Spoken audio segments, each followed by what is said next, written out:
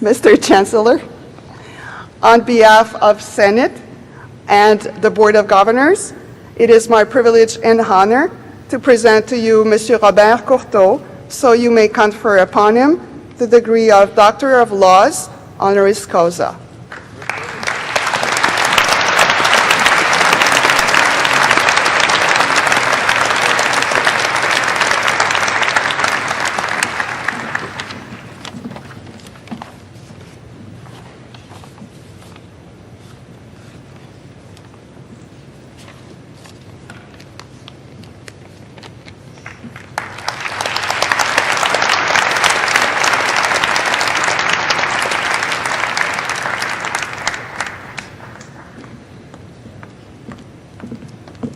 Mesdames et messieurs, je vous présente le docteur Robert Courteau, Dr. Courteau.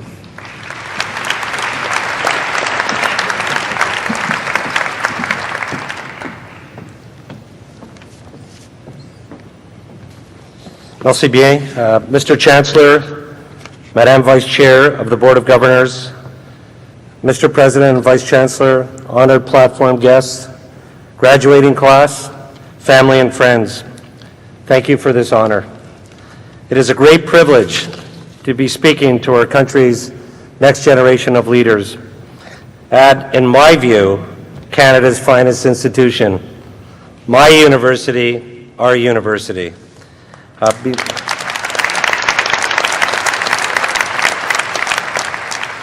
Before I begin, I have my family here. I'd like to thank my father, whose best advice was to not make any big decisions before I turned 30, so I had time to find that passion in life.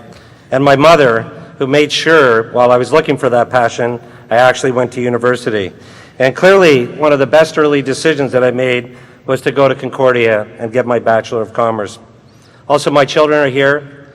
I just want to say again how proud I am of each of you. And I also want to thank my wife, Flora, who makes my life so much fun. I've been truly fortunate to have had some amazing experiences throughout my life, all based on the fact that I was lucky to grow up in this city and learn about business at Concordia. And I've been incredibly blessed by the people that I have met and the success that has followed me throughout my career. I am formed by so many touch points, not the least of which is that time at Concordia. Today I'm going to share just a few short stories that helped shape me in life and in business. First, I learned early on that learning through books or in a classroom was only a small part of a great education. My business smarts came from the many seeds that were sown here.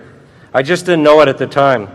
One great example took place during my first marketing course. I discovered pretty quickly that most people have a fear of public speaking, including me at that time. And at that time, presenting our project work was a major component of our curriculum, so I did what anyone with a lack of academic excellence like me would do. I found the smartest people in the class. And I made a deal with them. You do all the work, and I'll do the presenting. And it was a match made in heaven, and it worked like a charm. Truth be told, the intent of this strategy was to free up time to pursue that love of skiing that we were just talking about. This was an equally important part of my education back then. I thought I was going to have a career in skiing. And yes, the strategy worked. I was able to spend more time skiing than ever, and at the same time, our work team aced the course and many more to follow. More importantly, I learned two very important lessons from that. Play to your strengths. I became pretty good at presenting. And always surround yourself with smart people. This sounds simple, but in today's business environment, I find that ego gets in the way, and it's not done early enough. Don't feel a need to be the smartest person in the room. And whether it's through public speaking or in a smaller meeting, the ability to present your ideas, perspectives, and opinions in clear and simple ways are the key to career success, regardless of what you choose to do. This takes practice. I started early, obviously. If you do it well, the world will truly open up to you. Shy away from it and doors get closed. So I told you I love speaking to an audience now. My second story is about something that's a little bit more important, and that's the art of listening. In my view, learning to listen is the single most important skill that anyone can learn. For me, the importance of this skill was developed very early in my career when I was hired by Hewlett-Packard. It's funny, how things work out. But the hiring manager, the person that hired me at Hewlett-Packard, loved my stories on skiing. And he was not particularly concerned about my education or experiences. So when I left to California to get trained at Hewlett-Packard's headquarters as part of their management development program, I quickly found out that I was one of the few business grads in an incoming class of something like 300 engineers, which meant I was probably the stupidest person in the room. So at first, I have to tell you, I was completely intimidated. How was a BCom grad with no technical skills going to be successful at one of the largest and most successful technology companies in the world? But looking back now, it was a great break. It was one of the single biggest opportunities for me, and I learned how to listen. I mean, really listen. Believe me, it was easy to do this when people around you were way ahead of you in the knowledge department. And I listened to everyone, my peers, my instructors, my first manager, my customers, and everyone around me. It was an opportunity to soak it all in. And my rule, it was a simple rule. I never asked the same question twice. My rule was to be the dummy only once. It was a real asset, I have to tell you. And the ability to listen really shaped my career. And today, I have the opportunity at SAP to work with the most incredible companies in the world, like Apple or Colgate, or here in Montreal, Cirque du Soleil, that is a great SAP customer. So if I want to talk about a quote that sums all this up, it's been said that after meeting with the great British Prime Minister, William Ewart Gladstone, you left feeling that he was the smartest person in the world. But after meeting with his rival, Benjamin Disraeli, a great listener, you left thinking that you were the smartest person in the world. That's the effect that you want to have on people. I challenge you to become a great listener. My third story is about following the path less traveled. When speaking with students or young professionals, I often get asked about the best way to climb the corporate ladder. My response is usually very simple. Don't try and climb the ladder. If you're good, you'll be noticed. If you're a leader, you will be found. And if you are a CEO in the making, you will be discovered. Not because you've planned a way to achieve it, but because you've gained a wide range of experiences that make you the best at what you do. Make your career path one where you gain as many experiences as possible, the good ones and the bad ones too. Life is not a straight line, and climbing the corporate ladder is linear, and I have to tell you that I really believe that straight lines are boring. Life is meant to be enjoyed, and variety is absolutely the spice of life. For those that focus exclusively on climbing the corporate ladder, think of the opportunities they miss because they're unwilling to try something new, to go in a different direction, or to start all over again, because it was not part of their master plan to achieve that next level of promotion. 10 years ago, I left Xerox, running a multi-billion-dollar division, and I decided to join a zero-revenue startup company, just for the experience. Many people around me thought I was crazy. They didn't think it was the right thing to do at that point in my career, and that included my wife. So I can tell you it was a difficult decision, but I did it because I really wanted to experience that opportunity. And it turned out to be great because I learned so much, met so many people, and that experience shaped me. It made me a better executive as I came to SAP.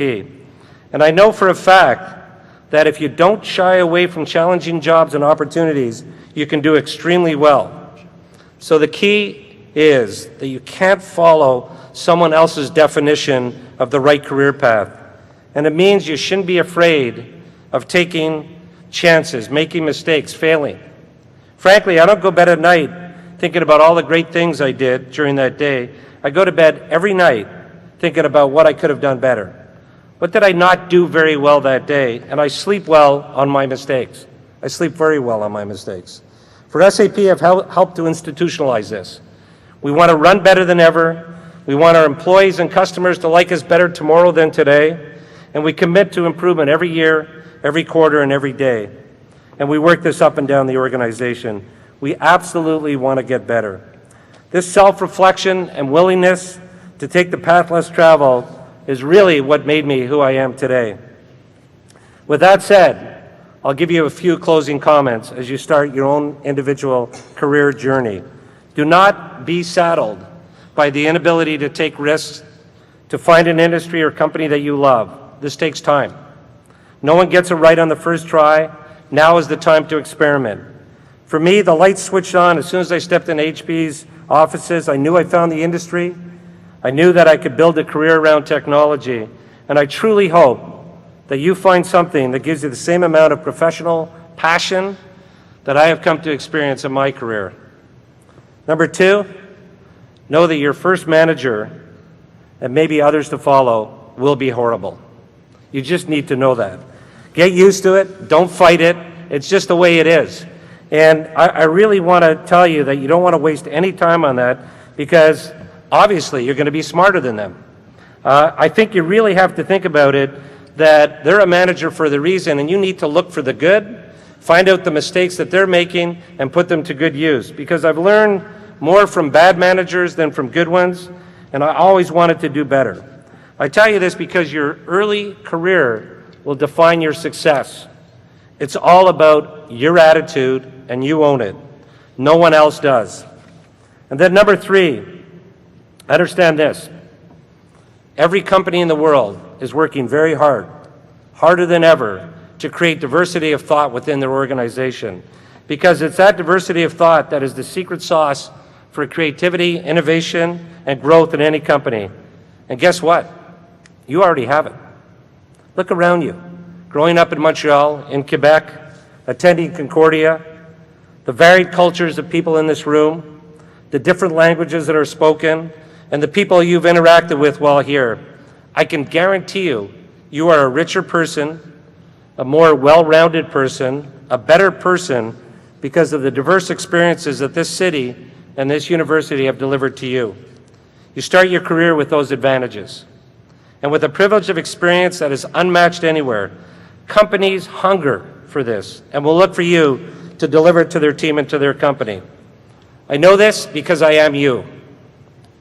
I am a product of this very environment, and I am truly lucky for it.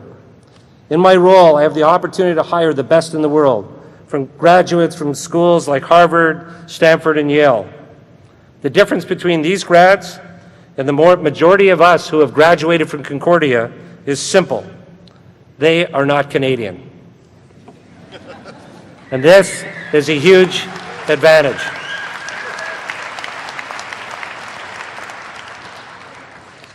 And I can tell you, for this is a fact, because I've traveled around the world in my career. The world loves working with Canadians.